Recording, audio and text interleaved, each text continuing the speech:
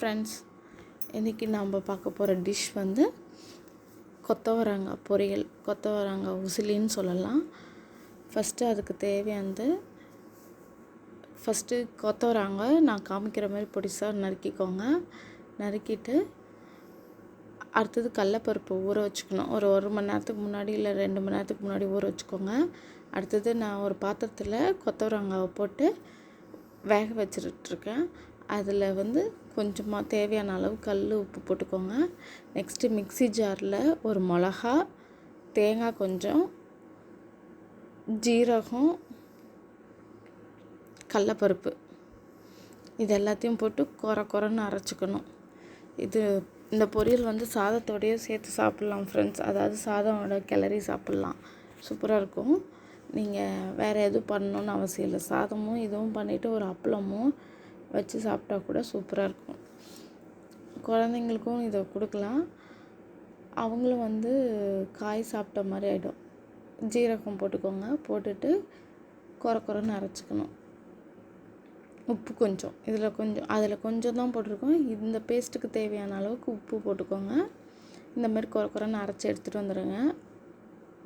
ஒரு கனமான பாத்திரத்தில் எண்ணெயும் கடுகும் போட்டிருக்கேன். நெக்ஸ்ட்டு ஒரு வெங்காயம் கட் பண்ணி சேர்த்துக்கோங்க. சேர்த்து நல்லா வதக்குங்க.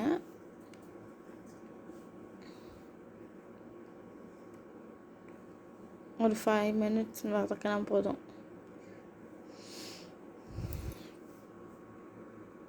இதில் நீங்கள் வேணால் கொரியாண்டர் பவுட்ரு கூட சேர்த்துக்கலாம். என்கிட்ட இல்லை, அதனால் சேர்க்கல.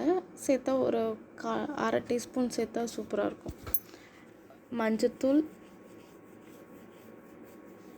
போட்டு நல்லா வதக்கிக்குவோம். நெக்ஸ்ட்டு வந்து நம்ம வேக வச்சோம்ல கொத்தவரங்காய், அதை வடித்து வச்சுருக்கேன் தண்ணி இல்லாமல், அதையும் சேர்த்து வதக்குங்க.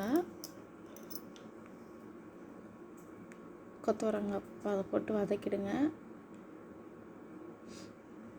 3/4 பங்கு வெந்திருந்தால் போதும் ஃப்ரெண்ட்ஸ். மீதி இதில் வெந்துடும். நல்லா ஒரு 5 மினிட்ஸ் வதக்குங்க.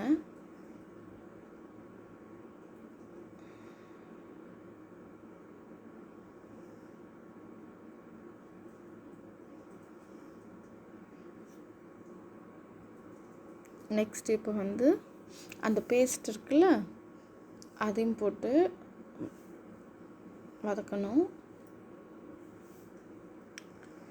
இந்த பேஸ்ட்டும் கொத்தவரங்காயும் சேர்ந்து நல்லா இந்த மாதிரி வரும் ஃப்ரெண்ட்ஸ். அவ்வளோதான் ஃப்ரெண்ட்ஸ். இதுக்கு இப்போ இதில் வந்து லாஸ்ட்டாக கொஞ்சம் வந்து நான் பெருங்காயத்தூள் சேர்த்துக்கிறேன். நான் சேர்க்க மறந்துட்டேன். மஞ்சத்தூள் போடும்போதே நீங்கள் பெருங்காயத்தூளும் போட்டுருங்க. அவ்வளோதான் ஃப்ரெண்ட்ஸ், கொத்தவரங்காய் பொரியல் ரெடி.